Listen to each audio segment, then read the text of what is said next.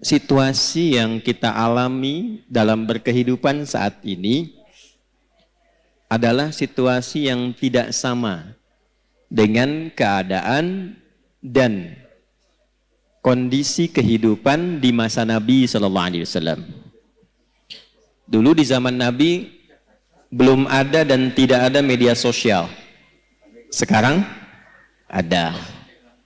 Zaman Nabi nggak ada sepeda, sekarang ada. Apalagi kereta, apalagi pesawat. Tapi ibu tidak boleh lupakan, karena Nabi ini adalah sosok istimewa utusan Allah yang tugas pokoknya menyampaikan panduan berkehidupan pada umat terakhir yang menjalani hidup di muka bumi sampai kehidupan ini selesai.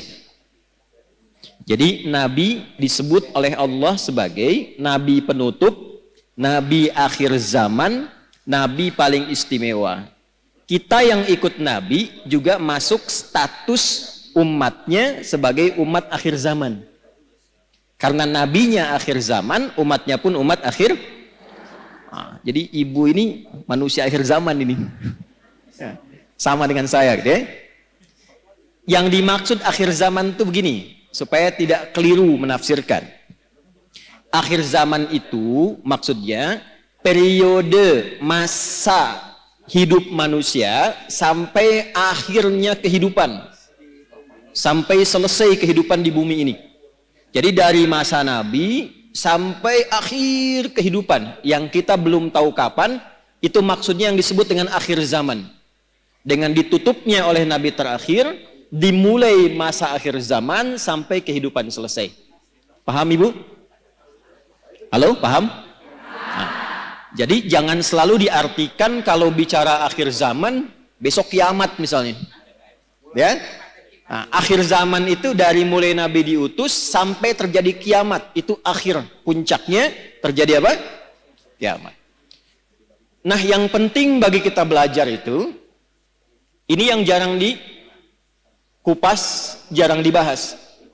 Nabi itu karena tugasnya oleh Allah ditetapkan sebagai penjelas, pembimbing, penerang, maka di antara yang beliau jelaskan itu bukan hanya hukum fikih tentang cara sholat, cara kita baca Al-Quran, cara zakat, umrah, haji, puasa, tapi juga beliau dituntun, dibimbing oleh Allah untuk menerangkan keadaan di setiap perpindahan zaman sampai akhirnya. Misal, Nabi pernah komen begini dalam sabdanya. Kalau beliau sudah komen, kita langsung subscribe aja ya, sama like, gak usah ikut komen lagi. Khairul qarni, era terbaik itu kata Nabi, eraku. Kemudian era setelahku, sahabat. Kemudian era setelah itu, tabi'in. Jadi ada era Nabi, era sahabat, era tabi'in, kemudian yang dekat ke tabi'in. Semakin berganti eranya, akan semakin banyak masalahnya. Ada satu kalimat Nabi, nanti yang akan jadi ukuran kira-kira kita itu hidup di era yang bagaimana situasinya. Nanti kalau sudah paham, oh saya hidup ini di era yang seperti ini. Bagaimana cara menjalani kehidupan di era itu, supaya selamat hidupnya di dunia, dan selamat juga saat kita kembali ke akhirat kelak. Nah, sekarang saya bacakan dulu satu hadis. Nanti menurut Ibu kira-kira kita sudah berada di era itu atau belum? Karena di zaman Nabi itu belum terjadi. Ya, paham? Nah, kalau sudah paham, mari kita tutup kajian kita. Tenang ya Bu ya. Yuk kita bacakan hadisnya pelan-pelan. Qala Rasulullah sallallahu alaihi wasallam. Untuk menyingkat saya langsung sanadnya kepada Rasulullah sallallahu alaihi wasallam. Yushiku alla taquma as-sa'atu hatta tadhhara al-fitanu wa yakthura al-kadhibu wa yuqbada al-ilmu wa tataqarabu al-aswaqu wa yakthura al-kadhibu. Paham? Tidak.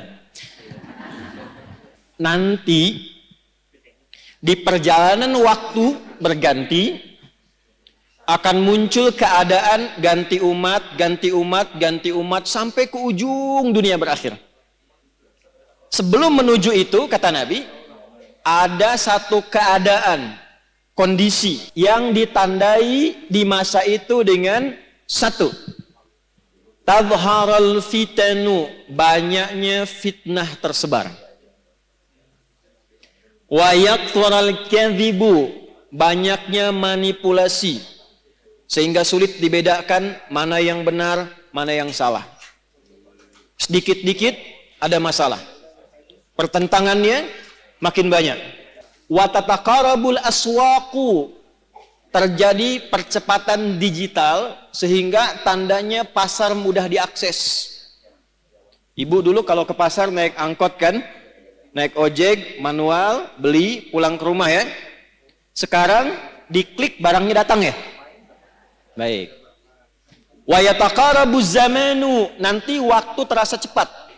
Setahun seperti sebulan. Sebulan seperti sepekan. Sepekan seperti sehari. Sehari seperti sekilatan. Kayaknya baru kemarin ketemu, padahal sudah setahun. Ya, terjadi sekarang. Wa yuqbadul ilmu, pakar-pakar, ulama-ulama mulai meninggal satu-satu, dan yang muncul tiba-tiba orang-orang yang tidak jelas, tapi bisa jadi pengajar agama, jadi ustadz, bisa memberikan fatwa, dan sebagainya. Saya tanya pada ibu, kira-kira dari 5 hal ini sudah terjadi belum sekarang? Percepatan digital, sudah ada media sosial sekarang.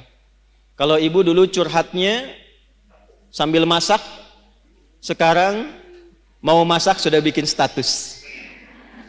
Teman-teman, kira-kira menu apa ya yang cocok untuk hari ini? Nah, ya.